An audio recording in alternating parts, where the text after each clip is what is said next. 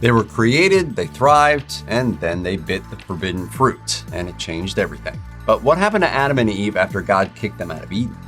There are a ton of misconceptions in what we might call the pop culture account of Adam and Eve. Genesis never says that the forbidden fruit was an apple, and the serpent who tempts Eve isn't the devil.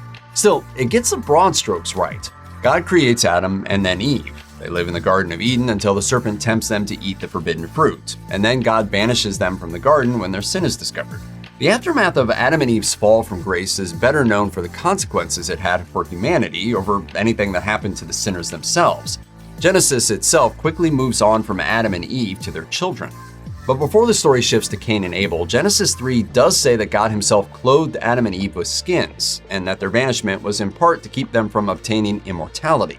Once they were driven out of Eden, Adam and Eve had to work the land for sustenance, while cherubs barred the way back to the garden and the tree of life.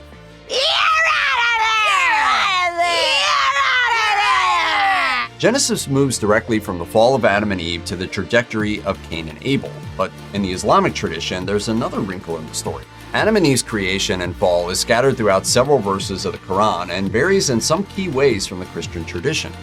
Adam was preordained to leave paradise for mortal earth. Satan rebelled after being ordered to submit to him. Eve didn't even get a name in the story, and Allah forgave them for their sin after they ate the forbidden fruit.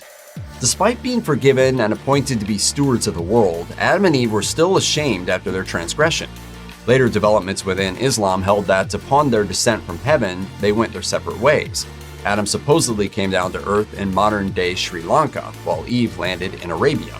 200 years later, they reunited near Mount Arafat, and only then did they have children and begin to populate the world.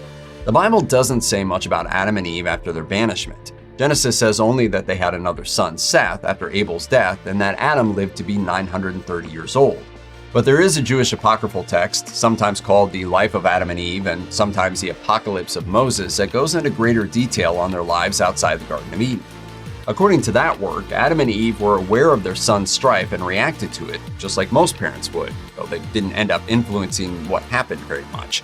Unlike most parents, they then had 60 more children together, 30 sons and 30 daughters. At the end of his life, Adam is said to have laid in great pain. He called his sons to him and told them the story of their exile from Eden. His agony was too much to bear for Eve, and she offered to shoulder half the burden of Adam's pain. Instead, Adam sent Eve and Seth to approach the borders of Eden and pray for his relief. They made the journey, and on their arrival at the gates of paradise, the archangel Michael promised them relief from suffering, but only at the end of days. Michael then ordered them back to Adam's side to witness the spectacle of death. Adam reprimanded Eve for bringing suffering upon them, but Eve rebutted him with her own account of mankind's fall. She watched Adam's soul depart for heaven, and 6 days later, she died too. Okay. That is so sad. Okay.